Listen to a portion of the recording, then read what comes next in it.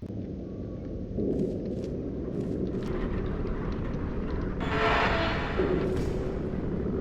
at Aperture, we're always trying to push the boundaries of science that little bit more.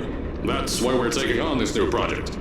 When the bean counters told me not to buy a salt mine to do all this science, the first thing they said was, "No, there's too much space. You can't suspend something over nothing and pray that a test can happen in thin air." Well, thanks to some use of the old calculator between the ears and a generous helping of the "you're fired" stamp, I came up with a final solution to that. If you can't anchor something in thin air, why bother trying to make it in the air in the first place? I came up with this.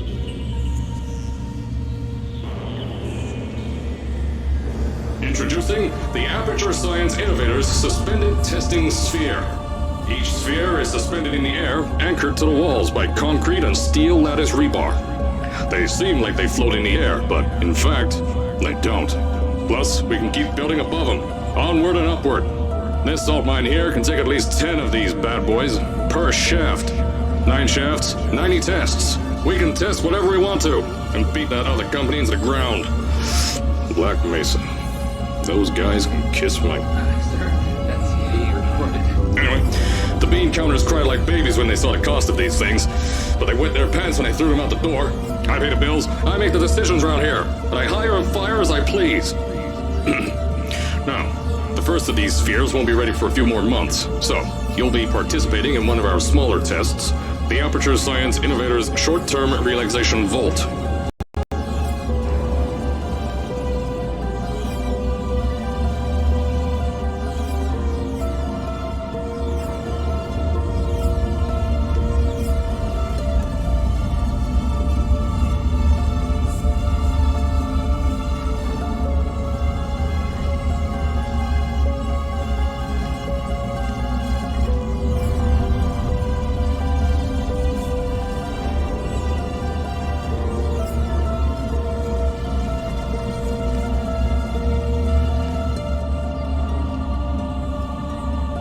When you get to the offices, I'll tell you a bit more.